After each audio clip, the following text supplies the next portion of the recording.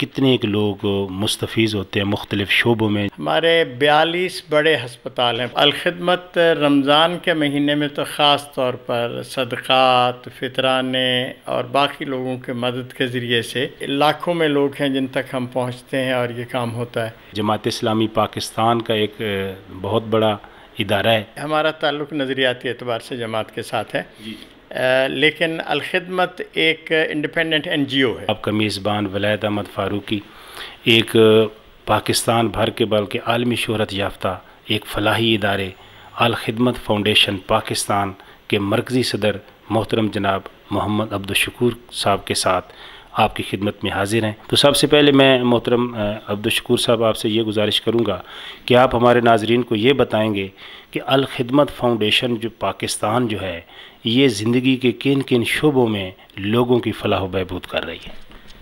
بہت شکریہ۔ میرا خیال ہے چونکہ آپ نے رمضان کے حوالے سے بات کی تو اسی سے آغاز کرتے ہیں۔ رمضان بہت مقدس مہینہ ہوتا ہے اور مسلمانوں کے لیے یہ رحمتوں کا مہینہ بھی ہے اور ایک اعتبار سے ان کے امتحان کا مہینہ بھی ہے۔ وہ جن کو اللہ نے بہت کچھ دیا ہے وہ ان تک کیسے پہنچتے ہیں جو محروم ہیں، جو روزہ رکھنا چاہتے ہیں لیکن بیچاروں کے پاس سحری افطاری کا بندوبست نہیں ہوتا۔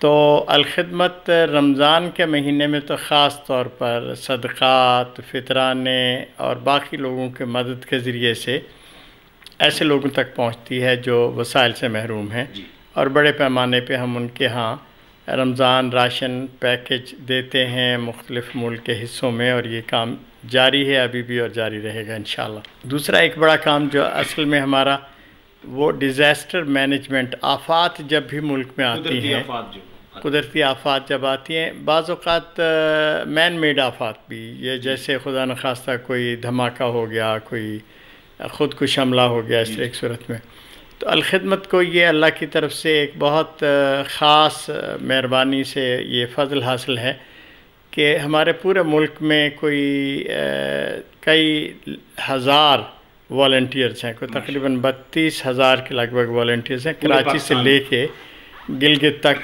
اور گوادر سے لے کے چترال تک۔ تو جب بھی کوئی بڑی آفت آتی ہے تو ہمارا والنٹیئر بڑا جلدی متحرک ہوتا ہے۔ اب کووڈ میں شاید ہی کوئی شہر محلہ ایسا ہو جس میں الخدمت نہ پہنچی ہو۔ جو مستحق افراد ہیں رمضان شریف میں جیسے آپ نے بات کی ہے، وہ آپ کو مطلب کیسے ایکسیس ہوتی ہے؟ کیا لوگ آپ سے رابطہ کرتے ہیں یا کیا لاہور سے باہر جو باقی اضلاع ہیں خاص طور پر ان میں آپ کا کوئی نیٹ ورک کس طرح کا ہے کہ صرف بڑے شہروں میں ہوتا ہے یا دور دراز علاقے کے جو چھوٹے پسماندہ اضلاع ہیں کیا وہاں پہ بھی راشن یا جیسے رمضان پیکج آپ بتا رہے ہیں فرما رہے ہیں وہ کیسے آپ تقسیم کرتے ہیں اور آپ کو مطلب کیسے پتہ ہوتا ہے کہ یہ مستحق ہیں اور جو؟ Thank you. یہ ایک تو بہت اچھا سوال کیا آپ نے۔ عام طور پر لوگوں کو خاصی کنفیوژن ہوتی ہے کہ یہ دفتر یہ کام کر رہا ہوتا ہے۔ الخدمت فاؤنڈیشن کا ماشاءاللہ پورے ملک میں نیٹ ورک ہے، 9 ریجن ہیں اور پھر ہر ضلع میں اور ہر شہر میں ہمارا نظم موجود ہے۔ سو ہمیں کوئی درخواست یہاں نہیں آتی، آئے بھی تو اگر چچو کملیاں سے آئی ہے تو ہم مقامی ضلع کو بھیجیں گے، وہ تحقیق کریں گے، معلومات لیں گے اور اگر انہیں مستحق لگے گا تو جو ممکن ہوگا ان کی مدد کی صورت کریں گے۔ یہ نیٹ ورکنگ ہماری چونکہ گراس روٹ لیول پہ ہے، اس لیے یونین کونسل لیول پہ، اس لیے ہمیں یہ دقت نہیں ہوتی کہ ہمیں ویریفائی کرنے میں کوئی دقت ہو۔ کتنے ایک لوگ مستفیض ہوتے ہیں مختلف شعبوں میں جو آپ کی خدمت سے فائدہ اٹھاتے ہیں یا جن کو ریلیف ملتا ہے؟ کوئی ایک آدھ فگر ہوگا کہ ایجوکیشن میں آپ نے اتنے لوگوں کو کیا ہے؟ میں آپ سے عرض کرتا ہوں، اصل میں صورت یوں ہے کہ ہمارے چونکہ شعبہ جات بہت ہیں، ہمارے 42 بڑے ہسپتال ہیں پورے ملک میں، فارمیسیز ہیں، ایمبولینسز کا نیٹ ورک ہے، تو کوئی 1.5 کروڑ کے لگ بھگ لوگ تو ایسے ہیں جو ہمارے ہسپتالوں سے اور ایمبولینسز سے اور باقی چیزوں سے مستفید ہوتے ہیں، دوا وغیرہ علاج۔ اسی طرح ہمارا پانی کا بڑا نیٹ ورک ہے، ہم تھر کے اندر جو سندھ کا علاقہ ہے، پھر اسی طرح بلوچستان میں، پھر بڑے شہروں میں ہمارے واٹر فلٹریشن پلانٹ ہیں، تو ان پانی کے سرچشموں سے فیضیاب ہونے والے لوگ بھی لاکھوں میں ہیں، یعنی میں ان کو شمار نہیں کر رہا ہوں جو ریپیٹڈ ہوتے ہیں، ایک بندہ پانی لینے کے لیے آج بھی آیا کل بھی آئے گا، تو اگر اس طرح گنا جائے تو بہت بڑی تعداد بنتی ہے، لیکن لاکھوں میں ہیں جو ہمارے پانی کے ان چشموں سے صاف ٹھنڈا میٹھا پانی حاصل کرتے ہیں اور وہ کام کرتے ہیں۔ پھر آپ کا رب بھلا کرے تو یہ جو ہمارا خاص طور پر جیسے میں نے رمضان کا حوالے سے بات کی، تو یہ بھی لاکھوں میں لوگ ہیں جن تک ہم پہنچتے ہیں اور یہ کام ہوتا ہے۔ اچھا، پھر ایک ہمارا بڑا کام ہے یتیم بچوں کی پرورش کا۔ جی جی۔ تو یتیم بچوں کی پرورش میں ہمارے پاس اس وقت 20,000 خاندان ہیں جن کو ہم مستقل بنیادوں پہ تعلیم دیتے ہیں، ان کی صحت کا خیال کرتے ہیں، ان کو کھانے پینے اور راشن کا بندوبست کرتے ہیں۔ اس میں بیوہ مائیں بھی ہیں اور بچے بھی موجود ہیں۔ تو یہ پورا ایک نیٹ ورک ہے، اور اس میں پھر اسی کا ایک حصہ آغوش، ایسی جگہ جہاں یتیم بچے اگر اپنی ماں کے پاس نہیں رہ سکتے کسی وجہ سے بھی، تو ان کو ہم یہاں لے کے آتے ہیں۔ تو کوئی 18 آغوش ہیں اس وقت ملک کے مختلف حصوں میں جو کام کر رہے ہیں، اور 4 ہیں جو زیر تعمیر ہیں، کچھ منصوبہ بندی میں بھی ہیں۔ تو الحمدللہ یہ سندھ میں بھی ہیں، پنجاب میں بھی ہیں، کے پی میں ہیں، آزاد کشمیر میں ہیں۔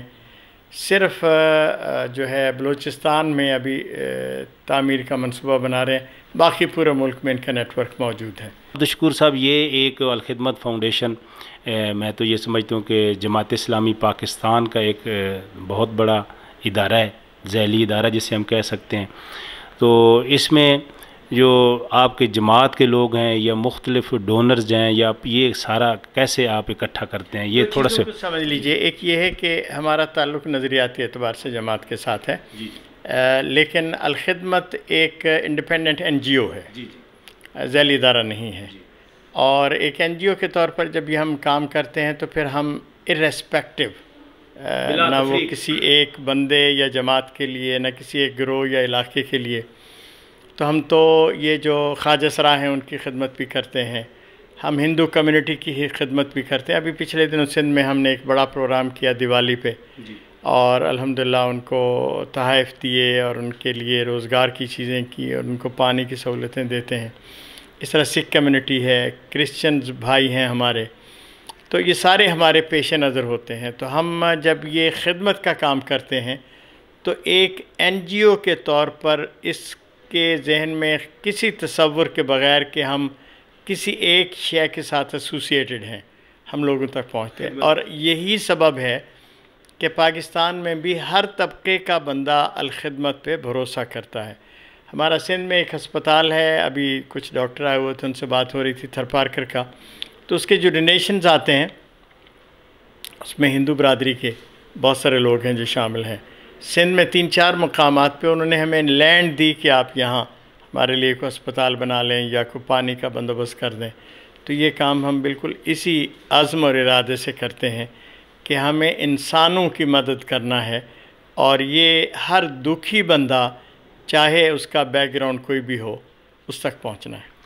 کہ یہ الخدمت فاؤنڈیشن کا مقصد ہے لوگوں کو اوپر اٹھانا، جو کمزور طبقہ ہے، جو محروم طبقہ ہے، اس میں ہمیں جو نظر آ رہی ہے ایک بات، جیسے ایک رہائش ہے یا گھر ہے، یا ایک اس کے اوپر آپ کا کیا ویژن ہے یا آپ کی کوئی کام ہے۔ دوسرا بے روزگاری جو ہے، میں یہ سمجھتا ہوں کہ ملک کے اندر بے حد جو ہے نا بے روزگاری ہے۔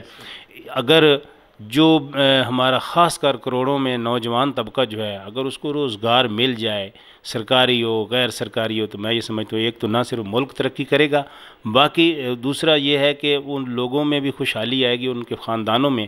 بے روزگاری کے حوالے سے الخدمت فاؤنڈیشن کی کیا حکمت ہے؟ مجھے پلیز سر۔ یہ بہت اہم ہے، خاص طور پہ جب کرونا کا مرحلہ گزرا تو بے روزگاری اور زیادہ بڑھی ہے، اور یہ ایک فطری سی بات ہے۔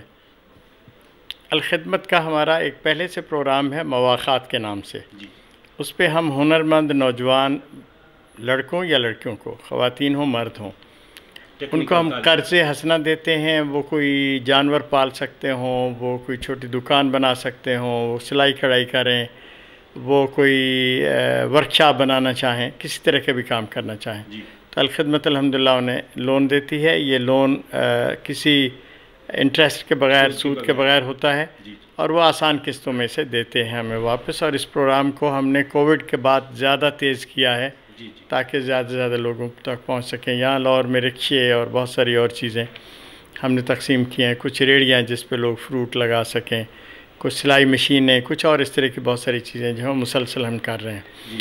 اور پاکستان کی ضرورت بھی یہ ہے کہ لوگ نوکریوں کی تلاش کی بجائے اپنے لیے روزگار خود پیدا کریں اور اس طرح کا کام کریں. آئندہ آنے والے سالوں میں ہم اس کو انشاءاللہ بہت زیادہ تقویت دیں گے.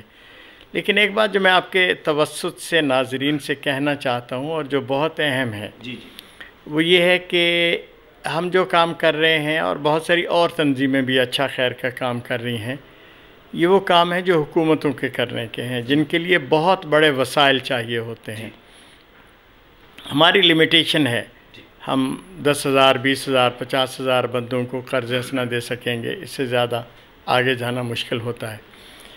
پاکستان میں رہنے والا ہر وہ بندہ جس کو اللہ نے خوشحالی دی ہے اور اس کے بچے اور اس کا خاندان پل رہا ہے، اس کو یہ سمجھنا چاہیے کہ اللہ کی نعمتوں کا شکر ادا کرنا ہے اور ہمیں پے بیک کرنا ہے قوم کو. کیا میں بالکل یہ نہیں کہہ رہا کہ وہ الخدمت کی مدد کریں. آپ جہاں ہیں آپ کسی ضرورت مند کو ڈھونڈ کر اس کو پاؤں پہ کھڑا کر سکتے ہیں تو کریں. آپ کو اللہ نے صلاحیت دی ہے اور صلاحیتوں کی بے شمار نوعیتیں ہیں. پیسہ ان میں سے ایک حصہ ہے، وسیلہ ہے. صحیح بات. اگر میری آواز اچھی ہے تو مجھے خدمت کرنی چاہیے اس آواز کے ذریعے سے خود دولت کمانے کی بجائے لوگوں تک پہنچ کر. اگر میں صحت مند ہوں تو مجھے ایسے لوگوں کی مدد کرنی چاہیے جو صحت سے محروم ہیں. اگر میں استاد ہوں تو اپنی نوکری کے ساتھ مجھے کچھ وقت ضرور نکالنا چاہیے تاکہ میں کسی ایسے بندے کو اٹھا سکوں جس کے پاس وسائل نہیں ہیں. تو ہر وہ بندہ جو اس ملک میں رہتا ہے وہ اگر یہ سوچے کہ اس کو اللہ کی دی ہوئی نعمتوں کو پے بیک کرنا ہے تو یہ معاشرہ بہت جلد آگے آئے گا. اس رمضان میں آپ کے سارے جو سننے والے ہیں ان سے یہ بات کرنا چاہوں گا کہ وہ یہ عزم کریں کہ جس رب نے ان کو اتنی بے شمار نعمتوں سے نوازا ہے وہ عہد کریں گے کہ اس رب کی نعمتوں کو اس کے بندوں تک پہنچانے میں بلا دریغ کام کریں گے. بہت شکریہ محمد عبدالشکور صاحب. ناظرین، مرکزی صدر الخدمت فاؤنڈیشن پاکستان نے آخر میں ہمیں یہ بات بتائی ہے کہ کوئی بھی حکومت یا کوئی ایک گروپ، کوئی ایک NGO، کوئی ایک ادارہ اس معاشرے کو اٹھا نہیں سکتا. آپ جہاں پر بھی ہیں، خاص اور مخیر حضرات کی طرف اشارہ کرتے ہوئے کہا ہے کہ جن کو اللہ تعالیٰ نے وسائل دیے ہیں انہیں چاہیے کہ وہ اس کمزور طبقے کو اوپر اٹھانے کے لیے، ان کو خوشحال کرنے کے لیے اپنا کردار ادا کرے.